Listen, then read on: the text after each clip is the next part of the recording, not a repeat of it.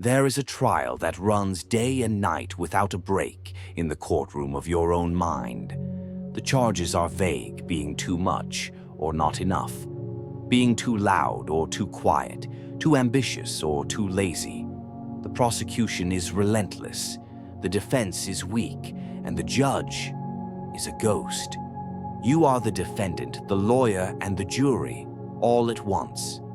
But the judge, the final, authoritative voice that pronounces the verdict of your worth, that judge is a phantom, assembled from the echoes of past disappointments, the whispers of old criticisms, and the expectations of people who may not even be in your life anymore. This is the architecture of the unauthorized life.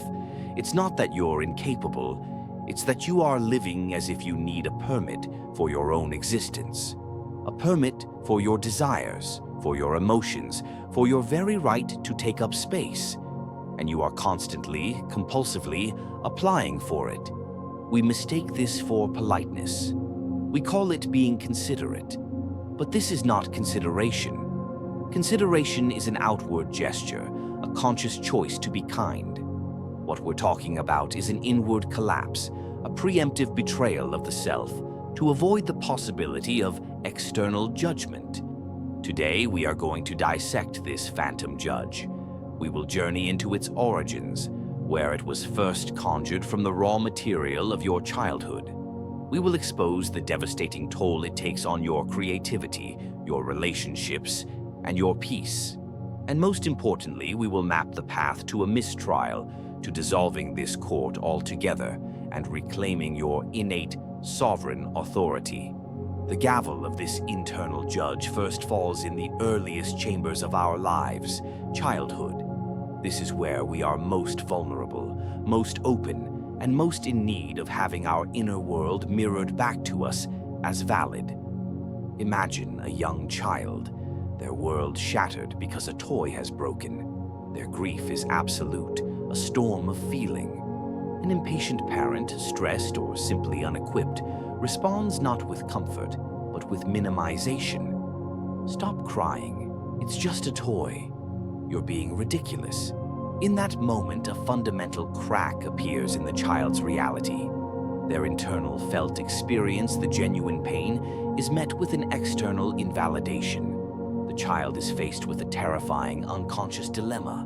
Do I trust what I feel, or do I trust the giant who controls my safety and survival? The choice for the psyche is obvious. Survival wins. The child learns the first brutal lesson.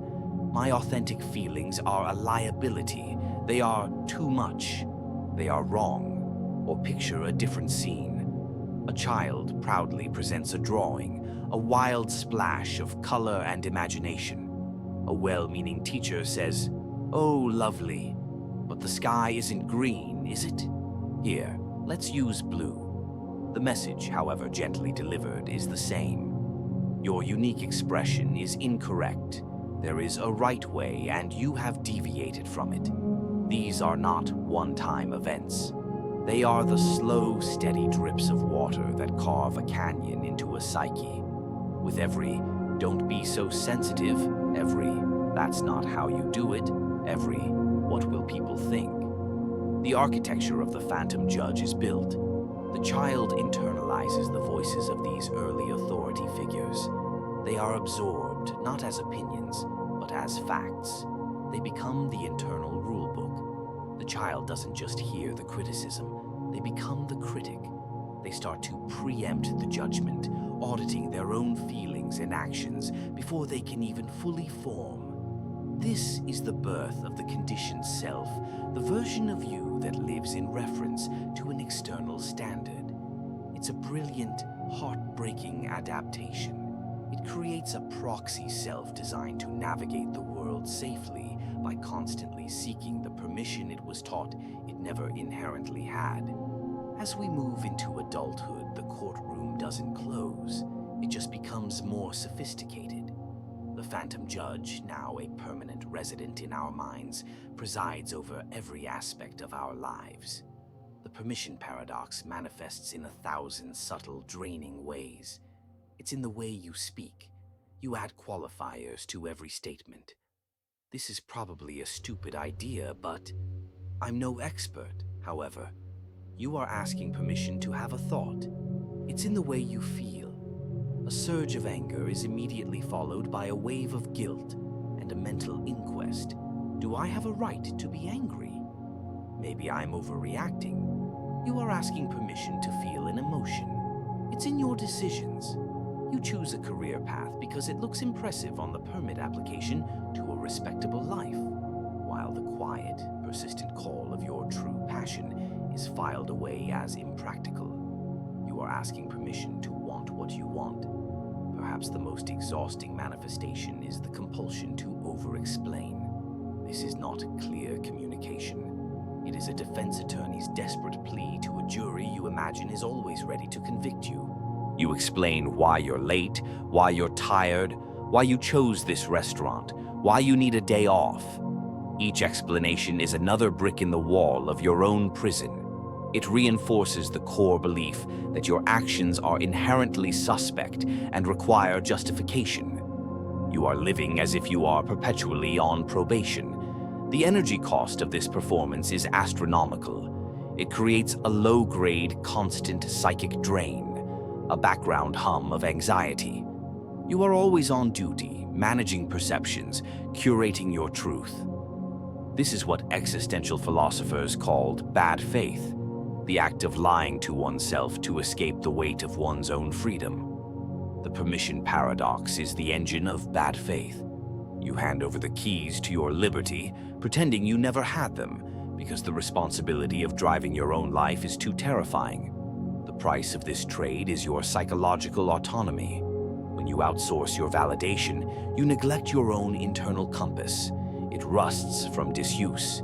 You may achieve every goal the phantom judge set for you, the diploma, the job, the lifestyle, and find yourself in a beautiful, spacious, empty house, wondering why you feel so homeless. Because you built a life for an audience, and the true occupant never moved in. This emptiness, this quiet desperation, is often the catalyst for change. It's the moment the pain of the performance finally outweighs the fear of the unknown. You realize the permission you've been seeking is a mirage. It doesn't exist out there. It never did. The journey from seeking external permission to embodying internal authority is the core work of a conscious life. It is not an aggressive, rebellious overthrow, but a quiet, deliberate homecoming. It begins not with a roar, but with a whisper. The first and most powerful step is to move from the language of the defendant to the language of the sovereign. This means shifting from explanation to declaration. Explanation is a plea. It says, "Let me convince you that my feelings are valid." It seeks approval. Declaration is a statement. It says, "This is my truth." It requires no footnotes, no bibliography, no expert witnesses. This transition happens through small, deliberate, and often uncomfortable acts of sovereignty. It's the practice of saying no to a request and letting the silence that follows just hang there without rushing to fill it with a convenient lie or a lengthy justification. That silence is fertile ground. In it, the roots of your authority begin to grow. It's the act of stating a preference without apologizing for it. I don't enjoy large parties. Not, "I'm sorry, I'm just weird. I don't like big crowds." You are not apologizing for your nature. It's the courage to make a decision that aligns with your inner knowing, even when you know others won't understand. You simply state your choice. "I've decided to leave this job." Not, "I know this seems crazy and irresponsible, and you'll probably think I'm ungrateful, but let me list the 27 reasons why." Each of these acts is a withdrawal of energy from the external court.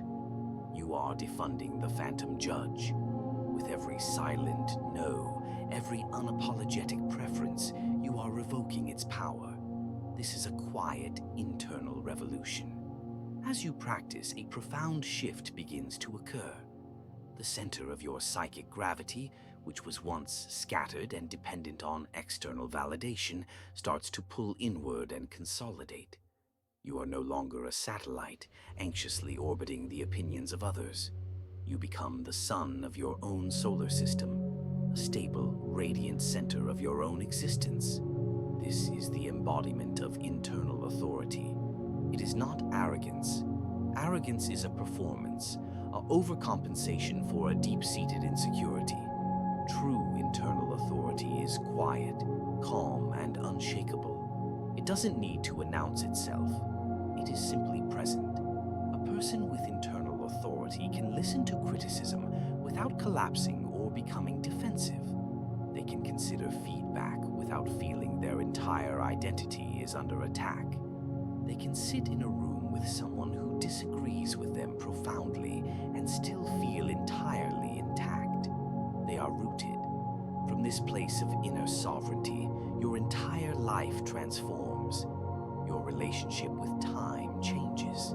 The hours you once spent agonizing over how a text message would be perceived or rehearsing conversations are suddenly returned to you. This is a colossal amount of reclaimed creative life force. Your relationship with others shifts dramatically. You stop attracting manipulators and emotional vampires because they operate by triggering your need for approval. When that need dries up, they have nothing to feed on. They simply lose interest and move on. The relationships you keep become deeper, more authentic, and more respectful. People begin to relate to the real you, not the curated performance. They may not always like your boundaries, but they will learn to respect them because you clearly do. Your creative expression is unshackled. The muse that was silenced by the fear of, "Is this good enough?" is finally allowed to speak. You create for the joy of the process itself, not for the verdict it might receive. The ultimate liberating truth is this: you were born authorized. You arrived with an inherent right to feel, to want, to be. The seeking of permission was a learned behavior, a survival strategy for a child who needed to fit in, to be safe. But you are not that child anymore. The phantom judge is a relic, a ghost, and you have been feeding it your energy, your time, and your very life for years. The trial can end today, not with a verdict, but with a dissolution. You can stand up in that courtroom and recognize that the judge's chair is empty. It has always been empty. The power you projected onto it was yours all along. Take back the gavel. It is not a tool for judging yourself, but a symbol of your right to declare, "This is my court, this is my life," and this session is now adjourned forever.